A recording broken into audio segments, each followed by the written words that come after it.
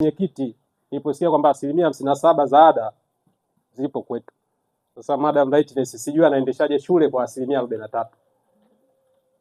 Chakula, walimu, wafanyakazi wengine kwa 43%. Madam, labda una miujiza mingine, sababu na mimi ni mwalimu by private, kuendesha shule kwa 43% kwa kweli ni changamoto kubwa.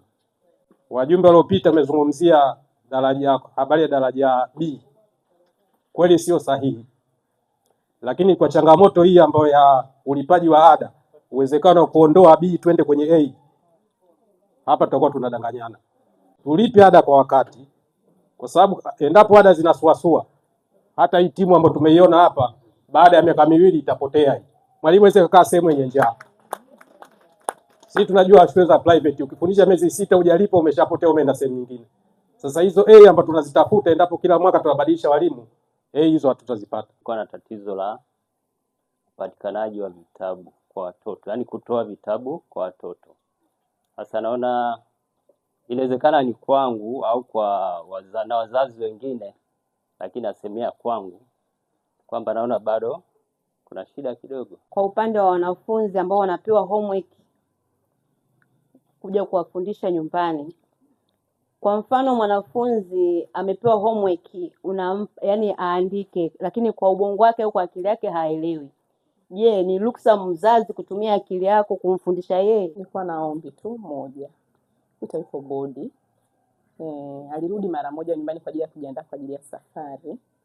Kwa hiyo niombe tu kuhusu masuala ya usafi, maana nimesikia ni changamoto. Arudi akiwa na nywele ndefu. Kila kitu nimekinoti. Na pia nauliza kuhusu hizi sare. Simesema umeenda kubadilisha sare. Pia mtoto wa darasa 7 anaruhusiwa, wanamaliza mwezi huu mwaka huu, anaruhusiwa kubadilisha hizo sare tulipie. Wazazi sidhani kama wote natufikia, au sijui mimi ndio sijawahi kuzipata. Badala ya kusubiri kuzipata kwa miezi 3 au miezi 6, mimi nafikiri tungekuwa tunapata kwa mwezi. Tunajua mtoto amefanya nini ndani ya ule mwezi.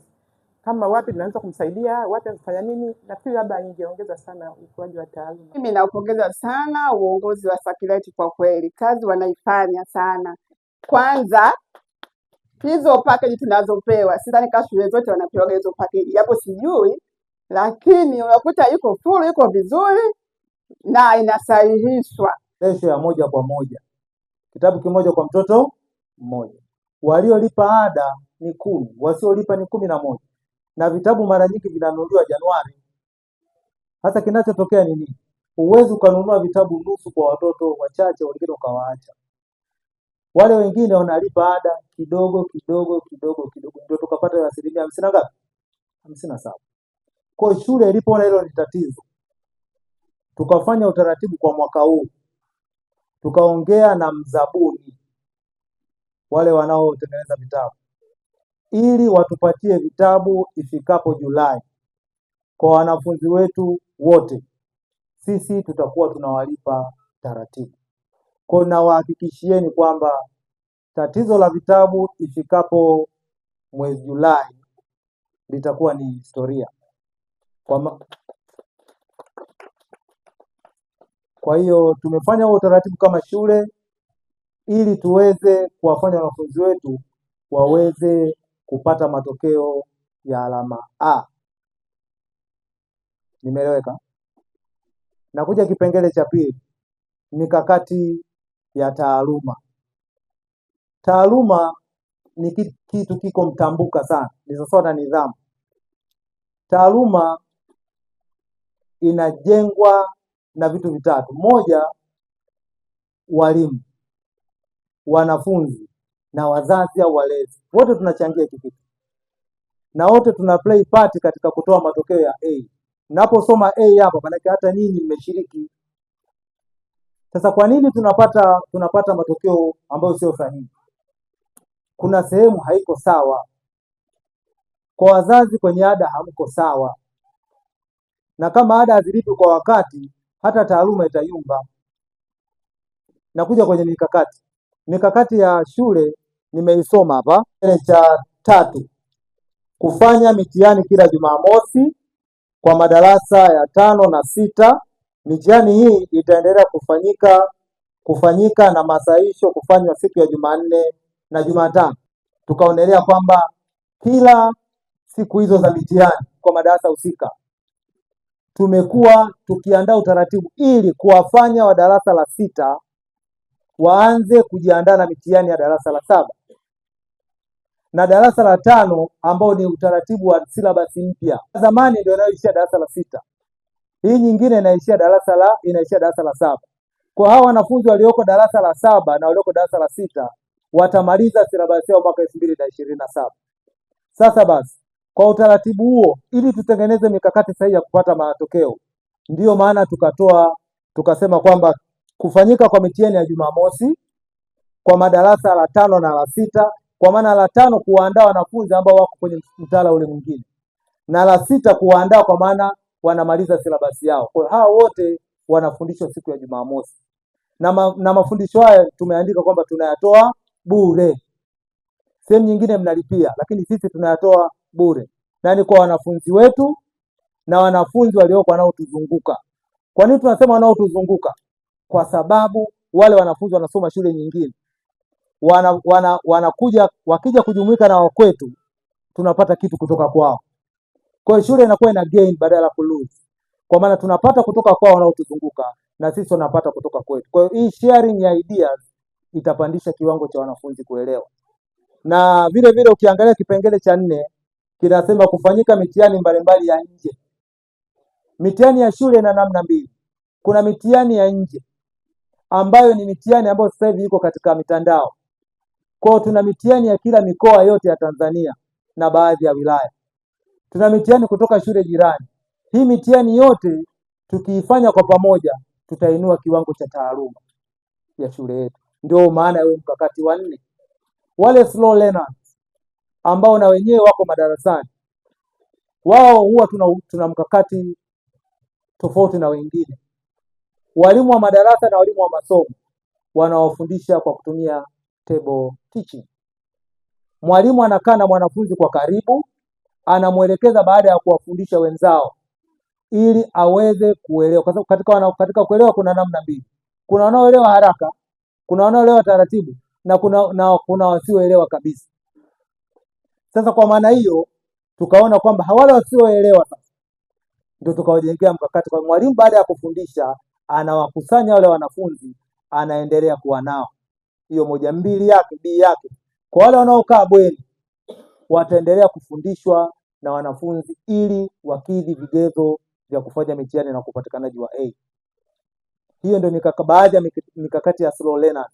Nao slow learners baadhi yao tumewapa madaftari mawili. Daftari moja ni la darasani, daftari moja ni la kufundishwa nje ya darasa, ili kuinua uwezo wao wa kuelewa ili kufikia kiwango ambacho sisi tunakihitaji.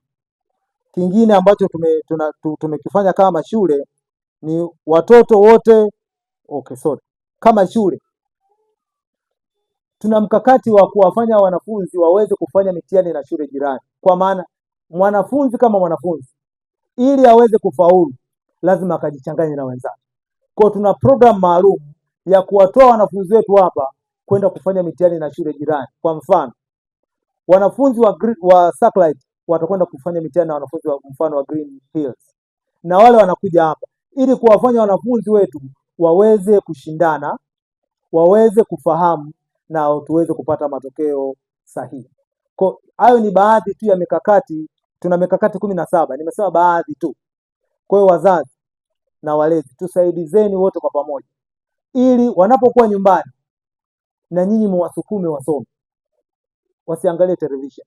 Na wale slow learners ambao tunawatambua kama shule, tunawahakikishieni kwamba watakapokuwa wanafika katika kipindi cha kufanya mitihani tutakuwa tayari tumeshaboresha uwezo wao wa kupata alama sahihi. Kwa hilo kama shule tunajitahidi kupitia hizo nyanja. Taaluma na mikakati yake, walimu wa madarasa wana mikakati.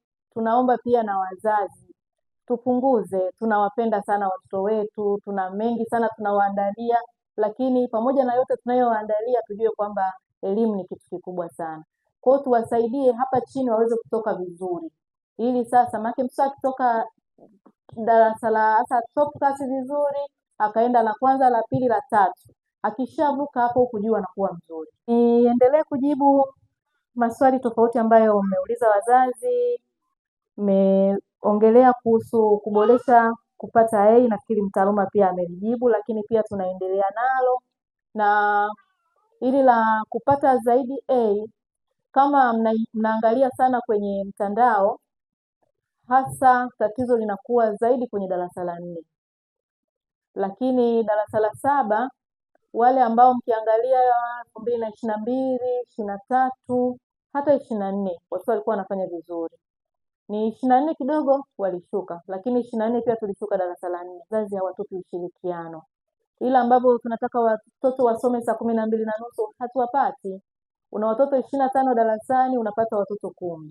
Mwingine anakuja na school bus, mwingine anakuja saa ngapi kufanya mitihani yao wafanye vizuri, lakini tutakuwa tunawasaidia na walimu. Mimi binafsi mwalimu ninamdai A, lakini mwalimu A hawezi kuipata wakati mtoto hayupo darasani. Mwalimu ana watoto 20, darasani kuna watoto 10, kuna watoto 9. Hiyo A ataipata wapi? Tunakuwa tunaharibu na ile image nzima ya shule. Kwa hiyo niwaombe zaidi wazazi tuwe na ushirikiano katika vyote, katika kulipa, lakini pia na katika kuwatoa watoto waje shule kwa wakati. Hao wana mtihani ambao haujulikani hata ni tarehe ngapi, lakini hawaji. Kwa hiyo pia tunaomba ushirikiano mkubwa kutoka kwenu nyie wazazi. Tukiwatangazia kitu basi ushirikiane tukifanye. Hiyo ni kwa mustakabali wa watoto wetu na kwa mustakabali wa shule. Kitu kingine mzazi ameuliza kuhusu kuswali siku ya Ijumaa. Siku ya dini kwetu inakuwa ni moja siku ya Jumanne. Ule muda wa kwenda kwenye swala siku ya Ijumaa inakuwa ni ngumu kwa sababu tunakuwa tuko katikati ya vipindi, tuna ratiba.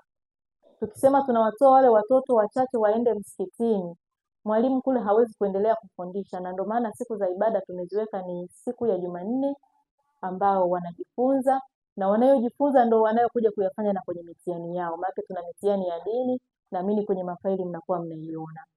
Kwa hiyo siku zile ambazo watakuwa nyumbani basi wapelekeni msikitini wakafanye ibada. Wale wanaokaa shule Jumapili asubuhi wanaenda madrasa, lakini wengine wanaenda Sunday school.